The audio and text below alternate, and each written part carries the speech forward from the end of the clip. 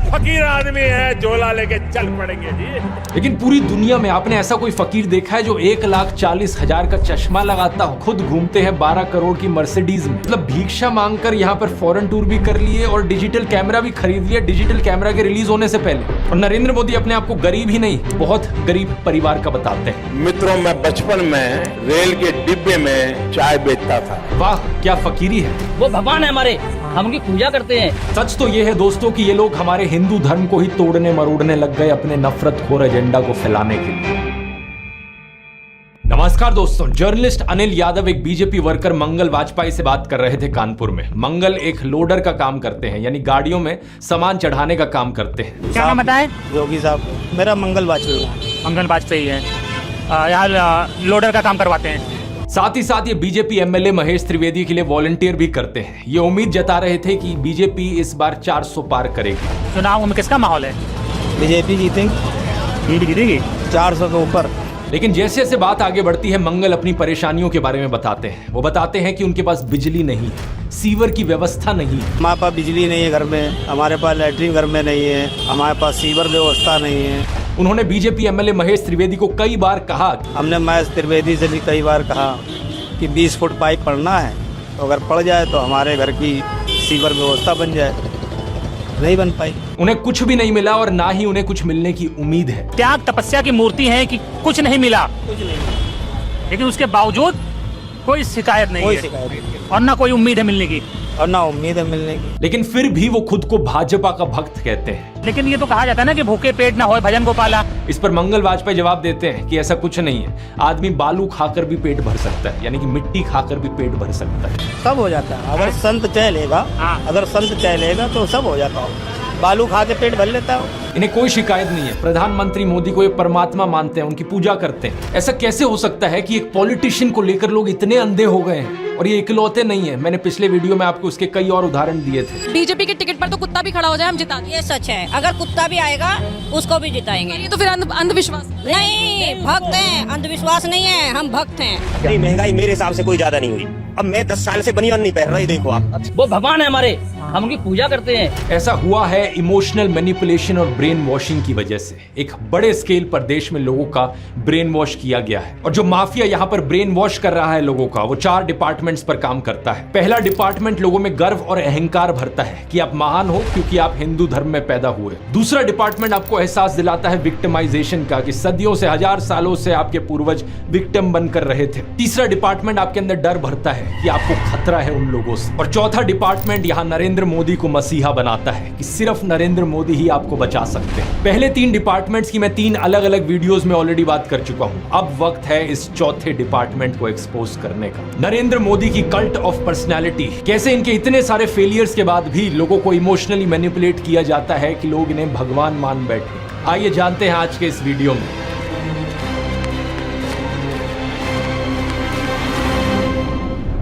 जून 2013 की बात है दोस्तों। राइटर नीलांजन मुखोपाध्याय ने एक किताब लिखी नरेंद्र मोदी के ऊपर। ये एक बायोग्राफी थी। इस किताब में लिखा गया कि कैसे नरेंद्र मोदी जब 6 साल के थे, वडनगर रेलवे स्टेशन पर गुजरात में वो चाय बेचा करते थे। ये चाय बेचने वाला किस्सा तभी से लेकर नरेंद्र मोदी की संघर्ष की कहानी का ये एक मेजर टॉकिंग पॉइंट रहा है। 2015 में जब टाइम मैगजीन ने प्रधानमंत्री मोदी का इंटरव्यू लिया तो उन्होंने बताया कि कैसे वो एक बहुत गरीब परिवार से आते थे, कैसे बचपन में वो चाय बेचा करते थे रेलवे स्टेशन पर। इनकी एग्जैक्ट लाइनें सुनिए। मैं पॉवर्टी में पैदा हुआ हूँ, बचपन में मेरा पूरा बचपन पॉवर्टी में बीता है। मेरे लिए पॉवर्टी एक तरीके की पहली इंस्पिरेशन थी मेरी जिंदगी में। लेकिन कितनी सच्चाई है इन बातों में? बहुत से लोगों ने टाइम टू टाइम सवाल उठाए हैं, जैसे कि नरेंद्र मोदी के बचपन की ये फोटो देखिए। वे 1950 यानी 1950 में पैदा हुए थे। क्या उस समय किसी गरीब परिवार में पैदा हुए बच्चे के पास ऐसे कपड़े होंगे? जरा खुद ही सोचकर देखिए। सूट तक पहन रखे हैं इन्होंने अपनी बचपन की फोटोज में। मैं खुद 1994 में एक मिडिल क्लास फैमिली में पैदा हुआ हूं, लेकिन मेरी तो बचपन की ऐसी कोई फोटो नहीं मिलेगी आपको जिसमें मैंने कोई सूट पहन रखा हो। और नरेंद्र मोदी अपने आप को गरीब ही नहीं, बहुत गरीब परिवार का बताते हैं। इंडिया टुडे ने इनकी पुराने घर की एक फोटो पब्लिश करी थी, स्क्रीन पर देखिए। बहुत बड़ा घर नहीं है, लेकिन क्या आपको ये 1950s के किसी बहुत गरीब परिवार का घर दिखता है? परिवार में नरेंद्र मोदी के 5 भाई और 1 बहन है। 2 साल पहले नरेंद्र मोदी के छोटे भाई प्रहलाद मोदी ने कहा था कि उन 5 भाइयों में से जिसका नंबर लगता था वो मदद करने चले जाता था। उनके पिता ने पूरी जिंदगी चाय बेची। उन 5 भाइयों और एक बहन को बड़ा किया, इसलिए नरेंद्र मोदी को चाय बेचने वाले का बेटा कहना चाहिए। ये पत्रकारों की गलती है। सब भाइयों ने चाय बेची है, मेरे पिता ने पूरी जिंदगी चाय बेची, पूरी जिंदगी। इसीलिए कहा जाए तो चाय बेचने वाले का बेटा कहना चाहिए, चाय बेचने वाला नहीं कहना चाहिए। ये पत्रकारों की गलती है।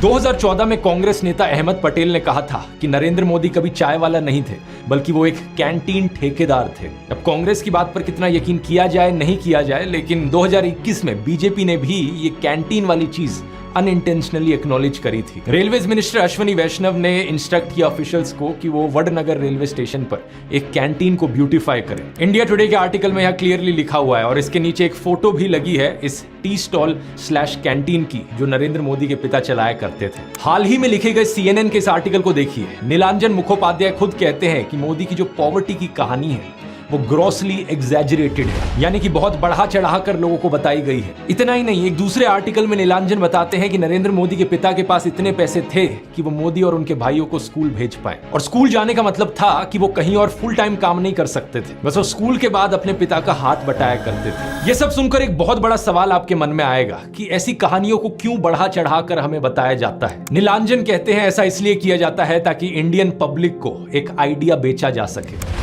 मित्रों, मैं बचपन में रेल के डिब्बे में चाय बेचता था और आज आपके सामने खड़ा हूं।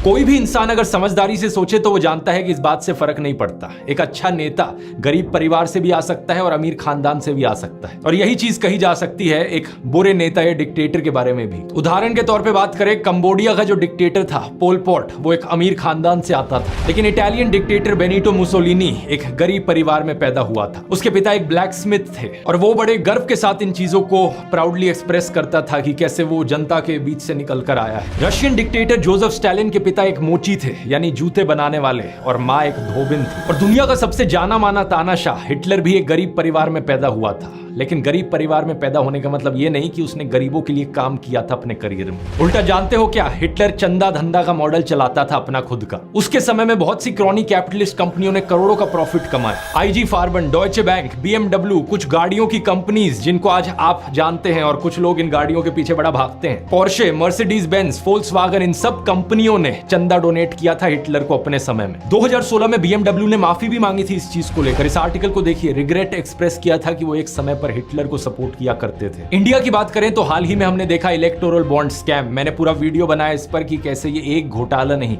बल्कि घोटालों का भंडार था। बहुत सी कंपनियों को इससे फायदा हुआ और आम जनता को नुकसान। पिछले 10 सालों में प्रधानमंत्री मोदी के मित्र जैसे कि गौतम अडानी भरपूर तरीके से अमीर बनते रहे और देश के 80 करोड़ गरीब लोगों को 5 किलो मुफ्त अनाज लेने पर मजबूर कर दिया गया। बेरोजगारी और महंगाई ने गरीब लोगों की कमर तोड़कर रख दी है आज के दिन। अब तो ऐसी सिचुएशन आ चुकी है कि नरेंद्र मोदी खुद को गरीब परिवार का बताते हुए जिन राहुल गांधी को एलीट वर्क का प्रोजेक्ट करते थे, युवराज कहते थे, आज वही राहुल गांधी खुल्लम खुल्ला गरीबों को कह रहे हैं कि वो गरीबों के हैं और नरेंद्र मोदी अडानी अंबानी जैसे अमीर सेठों के हैं। अडानी को बिना मजदूरी बिना कुछ लाखों करोड़ रुपए देते हैं तो कहते देखो देखो देखो विकास हो रहा है।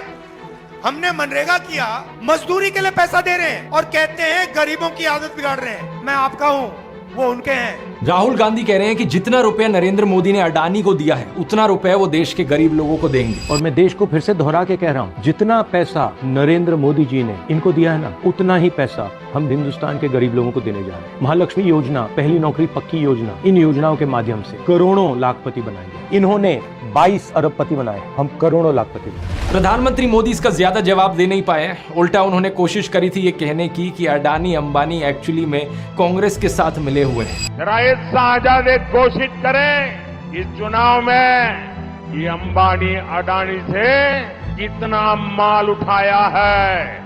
मार्च में आई इस रिपोर्ट को देखिए, भारत में इनकम इनइक्वालिटी 100 साल में सबसे ज्यादा हो गई है। इतनी बुरी हालत अंग्रेजों के जमाने में भी नहीं होती थी। ऐसे में अगर राहुल गांधी ने संकल्प लिया कि अगले 5 सालों में वो सभी 22 करोड़ गरीब लोगों को गरीबी से निकाल देंगे तो इसमें क्या गलत किया। लेकिन पीएम मोदी इस बात पर भी तंज कसने लगे। उनके पास खुद कोई अपना विजन नहीं है। 80 करोड़ लोगों के हाथ में कटोरा पकड़ा दिया और अगले 5 सालों के लिए यही 5 किलो अनाज वाली स्कीम एक्सटेंड कर दी। ना रोजगार का कोई प्लान बताया है, ना महंगाई कंट्रोल कैसे होगी ये बताया, ना गरीबी कैसे हटेगी ये बताया। और जब राहुल गांधी ने सबके लिए रोजगार की बात करी तो प्रधानमंत्री मोदी उनका मजाक उड़ाने लग गए। कांग्रेस के शाहजादे ने अभी घोषणा की, आप भी सुन करके हंसोगे। सुनाऊं? जोरों से हंसना पड़ेगा आपको।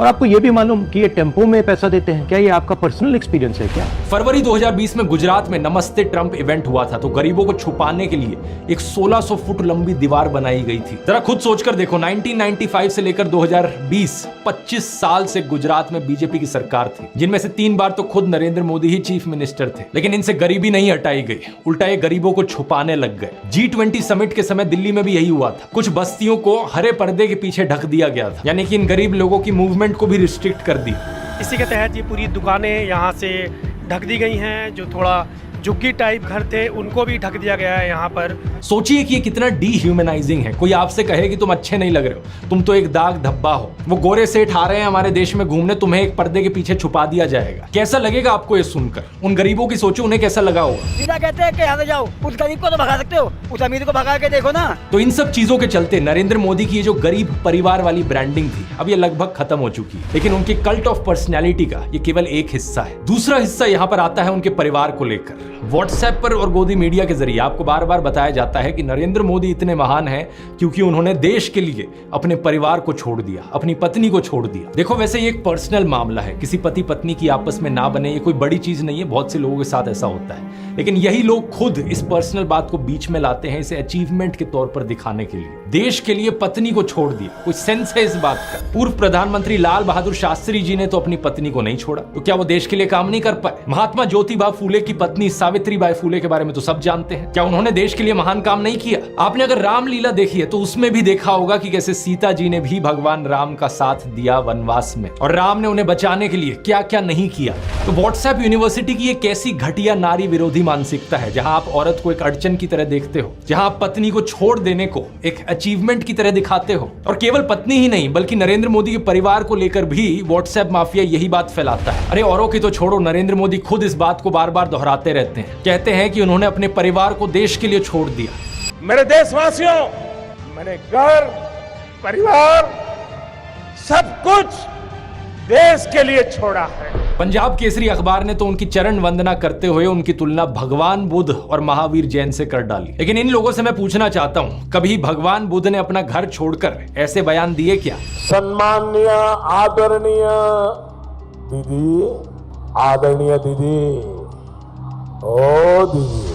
किसी औरत को कांग्रेस का विधवा कहा, 50 करोड़ की गर्लफ्रेंड कहकर अपमानित किया, समाज में नफरत का जहर बोया। सत्ता पाने के लिए भगवान बुद्ध ने ये सब नहीं किया था, वो तो खुद एक राजकुमार थे। वो तो सत्ता को, महल को और सिंहासन को छोड़कर जंगल में गए थे, और उनके पीछे उनके माँ बाप, उनकी पत्नी यशोधरा और उनके बेटे राहुल तो राजमहल में सुविधाओं के साथ जी रहे थे। और जब बुद्ध की ज्ञान प्राप्ति हुई तो जानते हैं उन्होंने सबसे पहले क्या कहा था? oshonews.com पर ओशो के एक लेक्चर का ट्रांसक्रिप्ट दिया हुआ है। जब बुद्ध को ज्ञान प्राप्ति हुई तो पहली बात उन्होंने अपने शिष्यों से ये कही, मैं यशोधरा के पास जाना चाहता हूं, उससे बात करना चाहता हूं। ये सुनकर आनंद व्याकुल हो गए, बोले कि ये ठीक नहीं है, लोग क्या कहेंगे? बुद्ध ने कहा, मुझे उसका धन्यवाद करना है उसकी मदद के लिए, और जो मेरे साथ हुआ, जो मुझे मिला, इसका कुछ हिस्सा मुझे उसे देना है, ये उसका कर्ज है मुझ पर। और वो गए। यशोधरा ने उन्हें देखा, 12 साल का गुस्सा उनके अंदर था। वो बोली, मुझसे कहकर तो जाते, क्या मैं तुम्हें रोकती?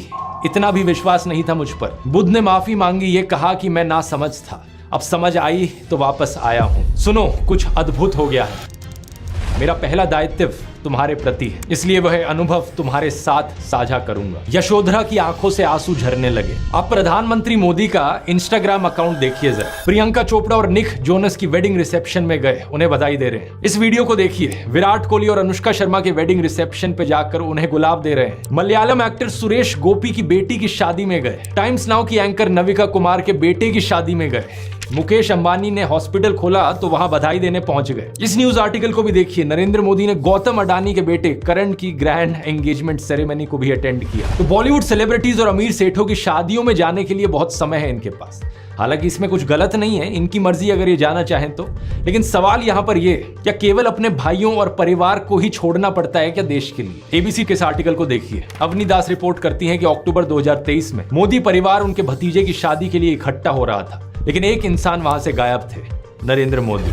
आपने फोटोज और वीडियोस में जरूर देखा होगा कि प्रधानमंत्री मोदी अपनी माता जी से मिलने जाया करते थे, जो कि अच्छी बात है, लेकिन कभी आपने नोटिस किया कि केवल वहां 3 लोग होते थे इस मुलाकात में? प्रधानमंत्री मोदी, उनकी माता जी और कैमरामैन। कभी कभार मुलाकात में 2-3 और लोग होते थे, लेकिन वो हमेशा और कैमरामैन ही होते थे। 3 साल पहले बीबीसी कॉरेस्पॉन्डेंट तेजस वैद्या ने प्रधानमंत्री मोदी के भाई प्रहलाद मोदी से बात करी और सुनिए उनका क्या कहना था। तेरे परिवार ने दूर रखवानी सूचना आपवामां आवे। इस बात को लेकर स्पष्ट निर्देश होता है कि परिवार के बाकी सदस्य दूर ही रहे। प्रधानमंत्री मोदी की भतीजी सोनल मोदी ने भी यही बताया कि उनको मना किया गया है। उनसे पूछा गया कि शपथ ग्रहण समारोह में बहुत से लोगों को निमंत्रित किया गया, लेकिन उन्हें क्यों नहीं बुलाया गया?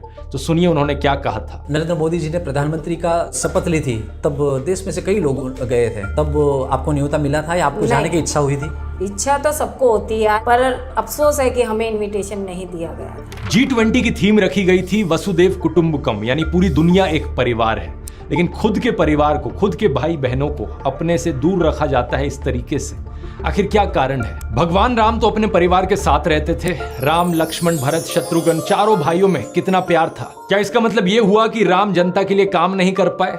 उन्होंने तो राम राज्य स्थापित किया था, जहां कोई गरीब, बेरोजगार, दुखी नहीं था। मैं फिर से कहूंगा, ये प्रधानमंत्री मोदी का अपना पर्सनल मैटर है। अगर वो बॉलीवुड, अडानी, अंबानी जैसे दोस्तों के साथ ताल्लुक रखना चाहते हैं और अपने परिवार के साथ नहीं, उनकी मर्जी। मुझे प्रॉब्लम इस बात से नहीं है, प्रॉब्लम इस बात से है कि इसे अचीवमेंट की तरह क्यों दिखाया जाता है कि मैंने अपना परिवार छोड़ दिया, देखो मैं कितना महान हूं। ये कोई अचीवमेंट होती है कि? इसका साइड इफेक्ट ये हुआ है कि बहुत से हिंदू युवा ब्रेन वॉश हो गए हैं। होना ये चाहिए कि वो अच्छे से पढ़ लिख कर कुछ बने, काम धंधा करे, कुछ कमाए और अपने माँ बाप की सेवा करें, लेकिन नहीं। कुछ यूथ की क्या हालत हो गई है कि वो हाथों में तलवार लेकर मस्जिदों के सामने घूम रहे हैं। उन्हें भी अपने परिवार से, अपने माँ बाप से कोई मतलब नहीं। सेलिंग पॉइंट नंबर 1 था मैं गरीब परिवार से हूं। सेलिंग पॉइंट नंबर 2 था कि मैंने अपने परिवार को छोड़ दिया देश के लिए। और सेलिंग पॉइंट नंबर 3 अब आता है फकीरी। नरेंद्र मोदी अक्सर कहते हैं कि उन्होंने भिक्षा मांगकर गुजारा किया। कभी कहते हैं कि 35 साल के लिए, कभी कहते हैं 40 साल के लिए। करीब 40 साल मैंने भिक्षा मांग करके खाया है। मैं 35 साल तक भिक्षा मांग करके खाया। चलो इतनी तो बोलने में गलती हो सकती है, 35 साल हो, 40 साल हो, लोग अक्सर भूल जाते हैं। लेकिन सवाल ये कि वो एमएलए पहली बार बने 2002 में, तब उनकी उम्र होगी 52 इयर्स। लेकिन उससे पहले 90s में ही पता नहीं कैसे उन्होंने फॉरेन टूर्स कर लिए। ये फोटोज देखो उनकी, आईफिल टावर के सामने पेरिस में, व्हाइट हाउस के सामने अमेरिका में, हॉलीवुड के सामने, लंदन गए, वो मलेशिया गए। क्या 40 साल भिक्षा मांगकर इतने पैसे कमाए जा सकते हैं कि फॉरेन के टूर्स कर ले 90s में?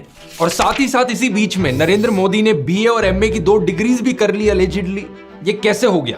आप ही बताओ दोस्तों। साल 1990 में डायकाम मॉडल 1 रिलीज हुआ था, जो कि यूएस में लॉन्च होने वाला दुनिया का पहला कमर्शियली अवेलेबल डिजिटल कैमरा था। लेकिन प्रधानमंत्री मोदी अपने इंटरव्यू में बताते हैं कि उन्होंने पहली बार डिजिटल कैमरा 1987 या 1988 में यूज किया था।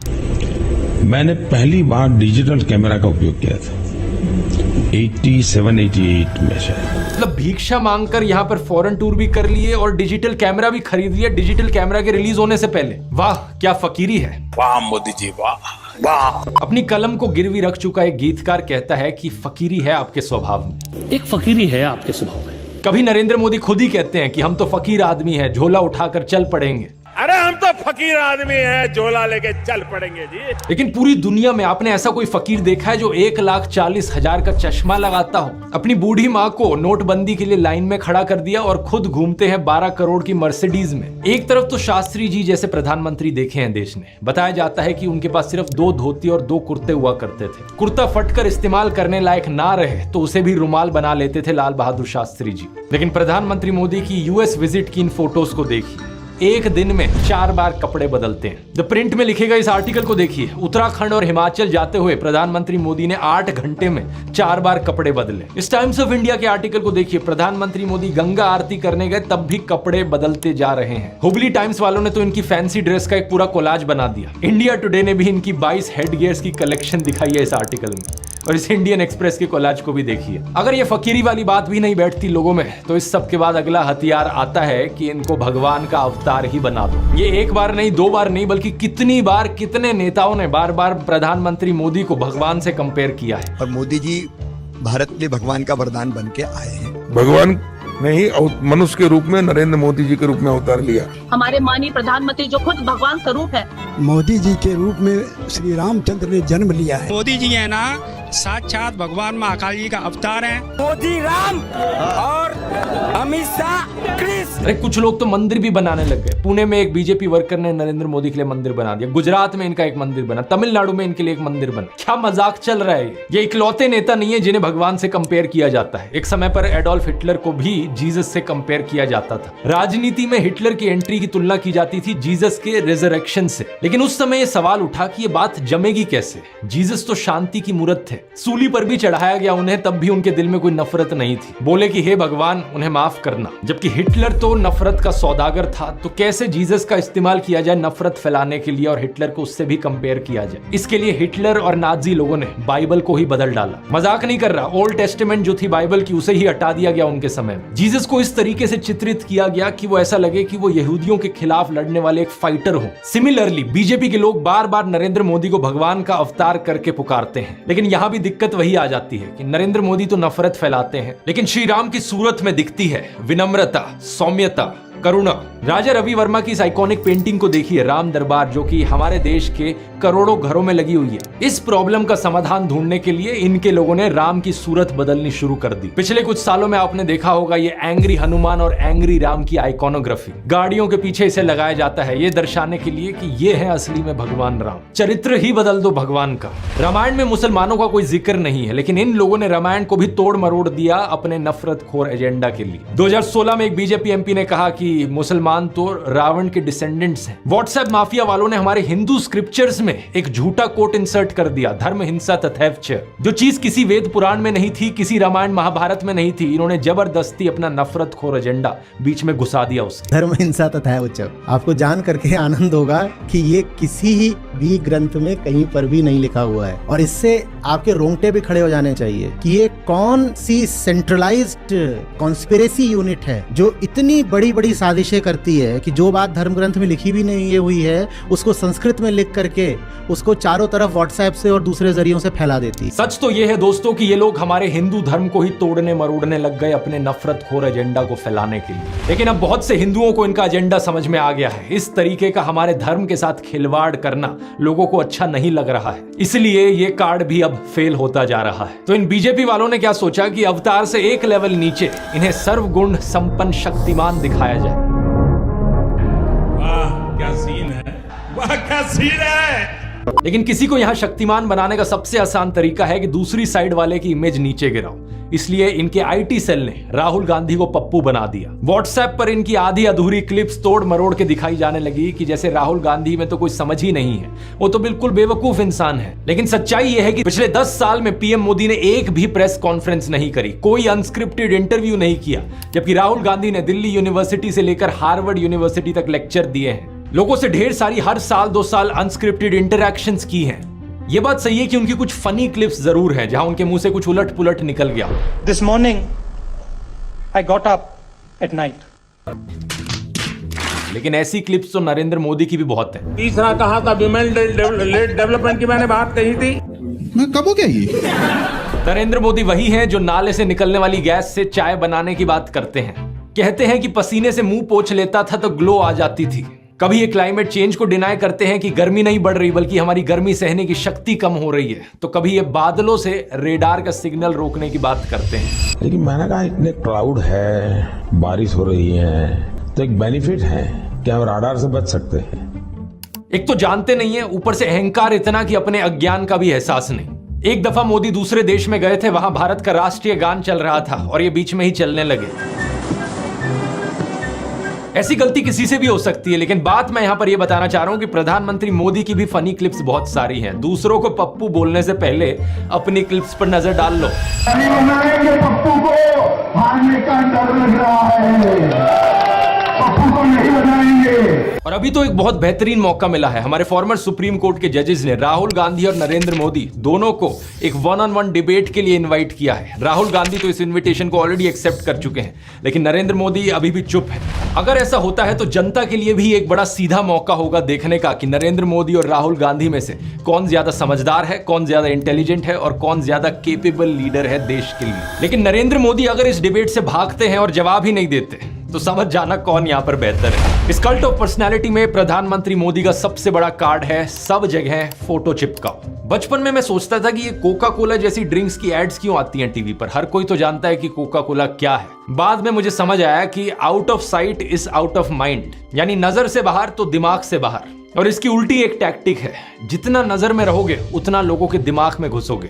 अखबार पर नरेंद्र मोदी, रेडियो पर नरेंद्र मोदी, टीवी चैनलों पर नरेंद्र मोदी, फेसबुक पर नरेंद्र मोदी, पेट्रोल पंप की होर्डिंग्स पर नरेंद्र मोदी, सड़क पर पोस्टर छपे हैं, गूगल एड्स पे करोड़ों खर्च करके अपना चेहरा दिखा रखा है, हर एक सरकारी स्कीम के इश्तिहार पे। अरे ये सब तो छोड़ो, कोविड वैक्सीन के सर्टिफिकेट पे भी नरेंद्र मोदी। सेल्फी पॉइंट्स तक बना डाले इन्होंने जगह जगह। 2022 की इस रिपोर्ट को देखिए। आईएनबी मिनिस्ट्री ने बताया कि सरकार ने 8 सालों में 6400 करोड़ से ज्यादा रुपए खर्च किया एडवर्टाइजमेंट्स पर। हर रोज का 71 लाख रुपए तो अखबारों में ऐड देने में लगा दिया। और ये सब तो सरकारी पैसे से चलने वाली एड्स थी। इसके अलावा जो पार्टी फंड से चलने वाली एड है वो अलग, और गोदी मीडिया के एंकर जो दिन रात चाटुकारिता करते हैं वो अलग। हर जगह नरेंद्र मोदी। एक गायक थे जिम मॉरिसन, उन्होंने कहा था कि जो मीडिया को कंट्रोल करता है वो दिमाग को कंट्रोल करता है। लेकिन एक और सिंगर थे बॉब मार्ले, उन्होंने कहा था कि हर वक्त हर किसी को बेवकूफ नहीं बनाया जा सकता। और अब यही हो रहा है कि हर तरफ मोदी का चेहरा देखकर लोग उकता गए हैं। और ये जो वॉर रुकवाने वाली कहानियां हैं, इन पर पूछा जा रहा है कि इतनी ही वॉर रुकवाने वाले हो तो मणिपुर की हिंसा क्यों नहीं रुकवा देते। इलेक्ट्रॉन बॉन्ड का पैसा है, कहीं तो यूज होगा। किसी एक्टर को उठा के बेटी बना देंगे, पापा ने वॉर रुकवा दी, पापा मणिपुर के दंगे क्यों नहीं रुकवाते। लोग पूछ रहे हैं कि भारत में सब चंगा सी है तो 2022 में सब रिकॉर्ड तोड़ते हुए 2.25 लाख लोगों ने भारतीय नागरिकता क्यों छोड़ दी। इस मोदी मैजिक के खत्म होने का सबसे बड़ा सबूत यही है कि बीजेपी को दूसरी पार्टियों के उन नेताओं को अपनी पार्टी में लाना पड़ रहा है जिन पर भ्रष्टाचार के एक से बढ़कर एक आरोप लगे। अगर मोदी मैजिक अब सही में बचा होता तो मोदी के नाम से ही चुनाव जीता जा सकता था। इन बाहर के नेताओं को लाने की जरूरत नहीं थी अपनी पार्टी में। ये झूठ, डर और नफरत फैलाने की जरूरत नहीं थी। इस वीडियो में तो मैंने आपको नरेंद्र मोदी का वो चेहरा दिखाया है जो व्हाट्सएप माफिया आपको दिखाता रहता है। अगले वीडियो में मैं आपको दिखाऊंगा उनका असली चेहरा, उनके माइंड में क्या क्या चलता रहता है। यहां मैं आप लोगों को धन्यवाद करना चाहूंगा क्योंकि आप लोग इतने जज्बे के साथ इनकी इस झूठ और नफरत की फैक्ट्री को तबाह करने में लगे हुए हो। हमारे इस मिशन 100 करोड़ पर लगे रहिए। ये देखकर खुशी होती है कि किसी का कमेंट आता है ये कहते हुए कि आपने एक वीडियो को 850 लोगों के साथ शेयर किया व्हाट्सएप पर। कहीं पता चलता है कि प्रोजेक्टर स्क्रीन पर दिखाकर आप वीडियो चला रहे हो राजस्थान की गलियों से लेकर वेस्ट बंगाल तक। किसी ने टीवी लगा दिया बाहर मुंबई में ताकि लोगों तक सच पहुंचाया जा सके।